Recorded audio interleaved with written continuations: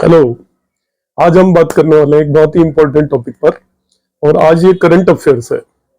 आपको सुनने में आ रहा होगा एक नया कंसेप्ट सीबीएसई लॉन्च करने जा रही है जून मंथ में, और वो है ओपन बुक एग्जाम। तो बहुत सारे स्टूडेंट बड़े एक्साइटेड हैं, सोचते हैं कि ओपन बुक एग्जाम होगा, शायद उन्हें पढ़ना नहीं पड़ेगा। तो बहुत सारे वरीड है कि ओपन बुक एग्जाम होगा तो हम इतना पढ़ते हैं तो उन लोगों को भी एडवांटेज मिल जाएगा जो बिल्कुल भी नहीं पढ़ते हैं, क्योंकि बुक तो उनके पास एग्जाम में होगी ही। तो आज के मेरे वीडियो का मकसद है आपको ये बताना कि ओपन बुक एग्जाम का मतलब क्या है। क्या इससे किसी को वरी होने की बात है या हैप्पी होने की कोई बात है क्या इसमें?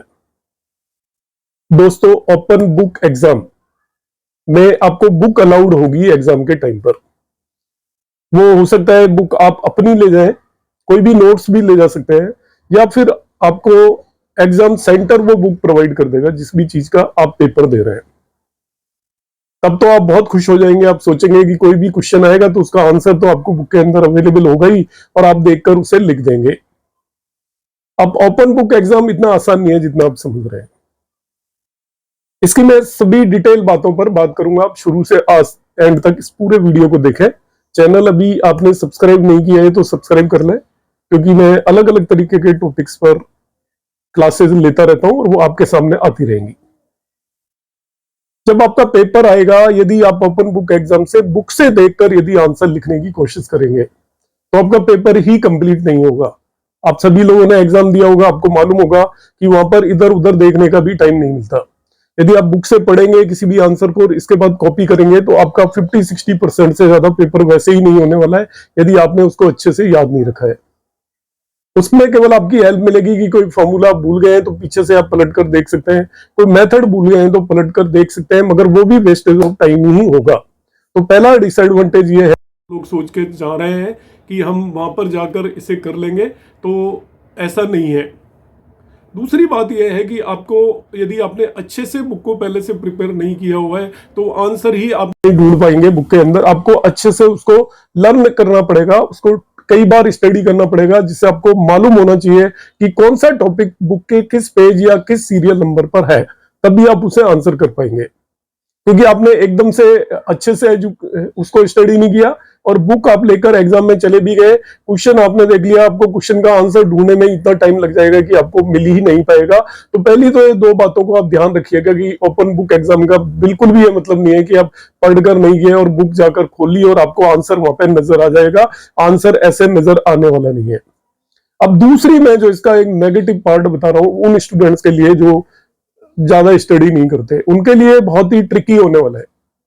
ट्रिकी इसलिए होने वाला है, आप सोच रहे हैं कि question as it is book में से आ जाएगा। ऐसा बिल्कुल भी नहीं है, कोई भी question as it is book में से नहीं आने वाला है। जब ओपन बुक एग्जाम होगी तो सारा का सारा पेपर एप्लीकेशन बेस्ड होगा, और एप्लीकेशन बेस्ड होते ही वो बहुत डिफिकल्ट होने वाला है, क्योंकि जो क्वेश्चंस आएंगे वो बुक में से बिल्कुल सेम लैंग्वेज में नहीं होंगे। आपको वो एप्लीकेशन बेस्ड क्वेश्चन होंगे। यदि आप अंडरस्टैंड करते हैं तो suppose Newton's laws of motion पर बेस्ड न्यूमेरिकल आएगा। अब आपका बुक के अंदर Newton's law of motion available होगा, आप उसे पढ़ लें एग्जाम के अंदर, मगर न्यूमेरिकल जब तक आप घर से उसे अच्छे से प्रैक्टिस नहीं जाएंगे आपको मिलने वाला नहीं है। कोई भी जो आपके पेपर के अंदर होंगे वो सेम वे में नहीं होंगे जैसे कि आपकी बुक में दे रखे हैं। This will be application based paper. जैसे कि आप जेई मेंस या जेई एडवांस के पेपर देते हैं या किसी भी कॉम्पिटिटिव एग्जाम के पेपर देते हैं, तो वो डायरेक्टली बुक में से एज इट इज नहीं होता, एप्लीकेशन बेस्ड पेपर होगा। तो इसका जो सबसे बड़ा एडवांटेज और डिसएडवांटेज यही होने वाला है कि ओपन बुक में जो पेपर आएगा वो एप्लीकेशन बेस्ड पेपर होगा। तो जो स्टूडेंट इसको प्रैक्टिस करेंगे घर के अंदर, उन्हें किसी बुक की जरूरत नहीं पड़ेगी, कहने ओपन बुक होगा उनमें सारी चीजें होंगी।